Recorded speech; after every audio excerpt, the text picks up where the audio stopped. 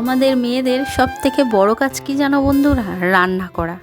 কারণ ওটাই আমি মনে করি যে মেন কাজ হলো রান্না করা। ওই জন্য আমি সকাল সকাল উনুন ধরাতে বসেছি। উনুনটাও ভেঙে ভেঙে এসছে দেখতে পাচ্ছ বন্ধুরা, আর কাঠ খুবই অল্প রয়েছে দেখো। তো আমি এখান থেকে অল্প অল্প করে কাঠ নেব, নিয়ে অল্প অল্প করে জাল দেবো, যাতে রান্নাটাও হয় আর কাঠটাও একটু সেভ হয়।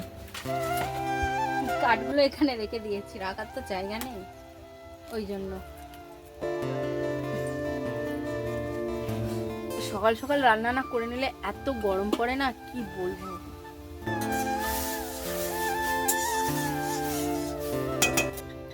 কড়াটা একটু কালো বন্ধুরা, কলের খুবই সমস্যা, প্লাস কাঠের জাল তো আমি অত মেজে ঘষে পরিষ্কার করতে পারিনি। আর এদিকে আমি আনাজ কেটেছি, ঢেঁড়স আর ডালের আম একসাথে, তো সেটাই আলাদা করে নিচ্ছি।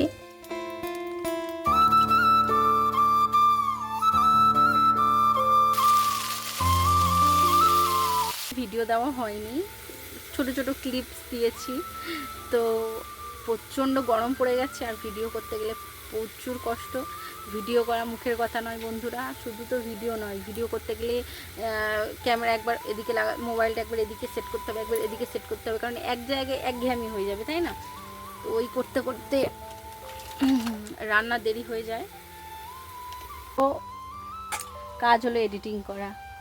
তো আজকে শনিবার, মুখের ডাল দিয়ে টক ডাল করব। টক ডালটা খেতে ভালো লাগে বলো তোমরা।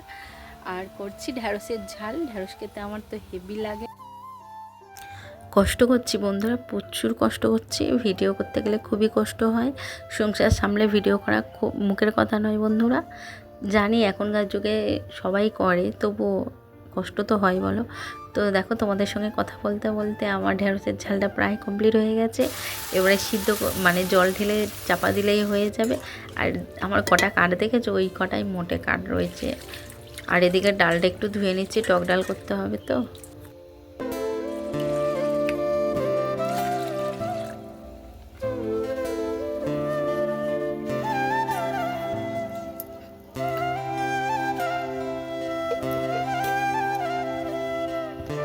আমার রান্না হয়ে গেছে, এখন আমাদের হাই বলে দে একটু। ছোট যা আমডাল, আলু ভাজা। তাই আজকে আমডাল করেছি, ঢ্যাঁড়সের ঝাল করেছি, আর ও আজকে আমডাল আর কি আলু ভাজা করেছে। দেখেছে আমাদের দুই জায়গায় কত মিল লেগে। যা গো, আমার ছোট যা বাড়ি আছে তো, তবুও আলাদা খাইয়া যা খাই, এই যে একসাথে মাঝে মাঝে কথা টথা বলি না, এতে মনটা খুব ভালো থাকে জানো তো। এই পুরো বাড়িতে আমি একা থাকি। তো যা হোক, ছোটো দাওয়ারের বিয়ে হয়েছে বলে যা হোক একটা সঙ্গী সাথী পাওয়া গেছে। আজকের একটু তাড়াতাড়ি রান্না হয়েছে, ভাতটা হয়ে গেলে বাঁচি।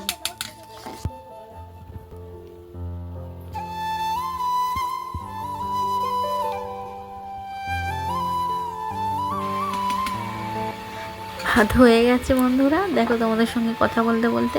তো ফ্যানটা ঝেড়ে নিই, আর প্রচণ্ড গরমও পড়ে যা শাড়ি পরে তো খুবই কষ্ট হচ্ছে, তবুও আমি ফ্যানটা ঝেড়ে নিচ্ছি। আর বাসনটা কলতলায় রেখে দিচ্ছি, কল থেকে তো জল পড়ে না, তবুও রেখে দিই। একটু পরে এই বালতি দুটো দেখতে পাচ্ছ, ওই বালতি দুটোতে জল এনে দেয় আমার বর, সেই বালতি দুটোতে জল এনে আমি সব কিছু করি। আর এদিকে একটু বাঁশবাগানের দিকে যাচ্ছি, কারণ বাঁশবাগান এমনি ঠান্ডা রয়েছে, প্লাস এখানে একটু কঞ্চি টঞ্চি রয়েছে, কাটবো ভাবছি। আর এটা ভাবছি একটু চড়বো দোলনার মতো, কিন্তু সেটা তো হচ্ছে না। কাঠ শেষ হয়ে গেছে, তো এখন জড়ো করে রেখে দিয়েছি। তো এইগুলো এখন কাটবো। এত গরম লাগছে, কি করব, মানে এত রোদের তাপ, প্রচন্ড গরম লাগছে। এই যে আয় তাড়াতাড়ি আয়, দুটো মোটা আমরা হয়েছে। হ্যাঁ, রান্না হয়ে গেছে। তো রান্না হয়ে গেছে, রান্না এখনো হয়নি, কারণ ও একটা জায়গায় গিয়েছিল। এত লজ্জা বন্ধুরা, দেখো না, লজ্জায় একদম লাল। উফ, রান্না হয়ে গেছে।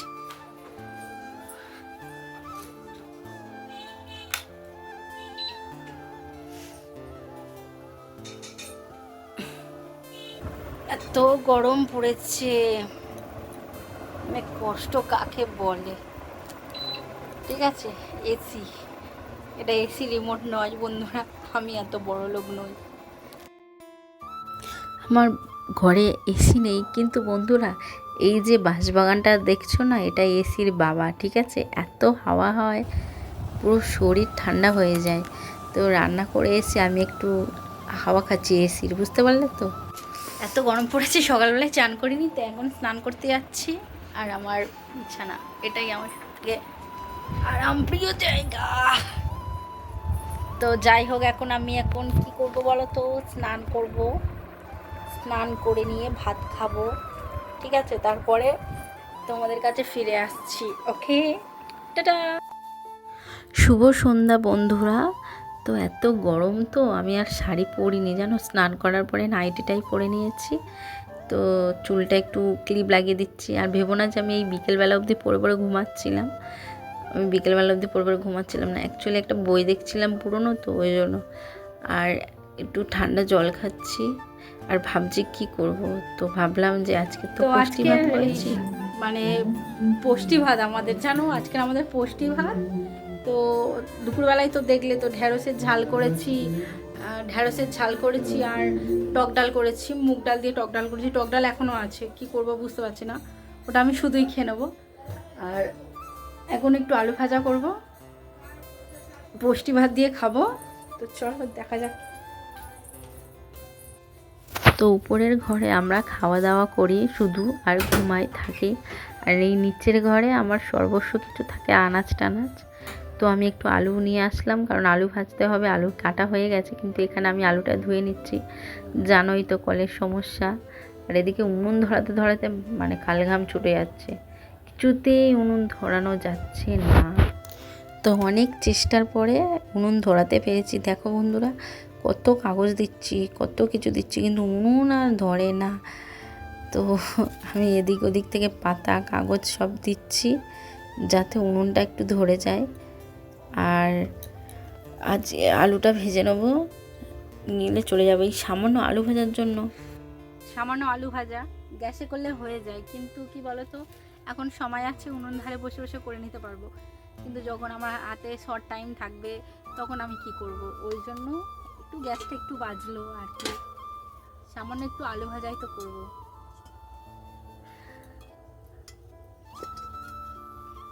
আর কেন জানি না, গরমকাল পড়েছে বলে নাকি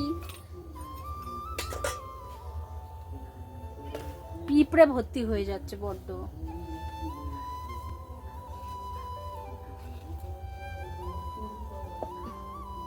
আজকের ডালটা কিন্তু খুব সুন্দর হয়েছিল। তোমরা মনে হয় আমার মুখটা অ্যাকচুয়ালি আলোর জন্য দেখতে পাচ্ছ না। বলেছিলাম কঞ্চি কাটবো, সত্যি এত গরম পড়েছে না, কঞ্চি কাটতে পারিনি, ঠিক মতো জ্বলছে না, কেমন রাগটা ধরে। পাতা নাতা আছে, সাইডে সাইডে পাতা আছে, পাতাগুলো দেবো।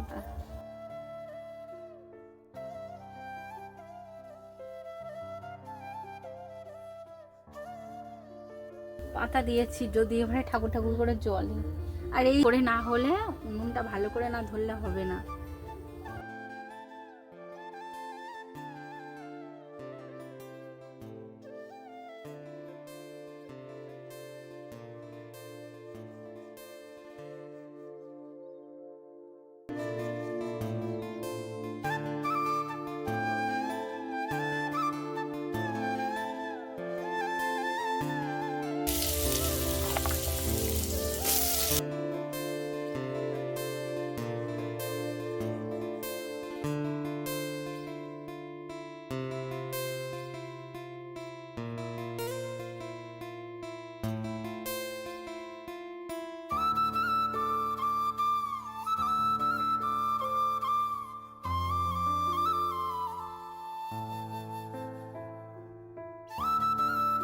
তো তোমরা কিছু মনে করো না, আমি কদিন ভিডিও ভালো করে দিতে পারিনি, কিন্তু ভিডিও টুকটাক ভিউস হচ্ছে।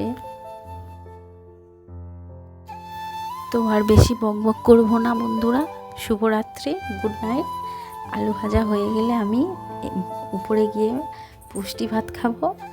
আর আর বেশি কিছু বলছি না। আমার ভিডিওটা যদি ভালো লেগে থাকে প্লিজ আমাকে সাবস্ক্রাইব করে দেবেন, পাশে থাকবেন, লাইক করে দেবেন, কমেন্ট করবেন।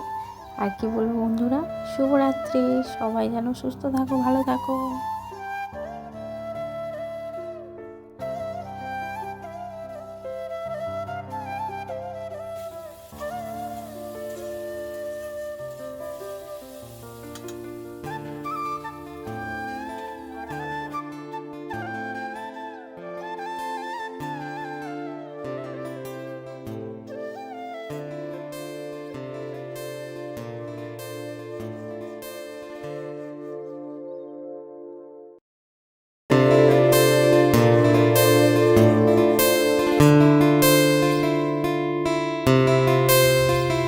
আলু ভাজাটা প্রায় হয়ে গেছে।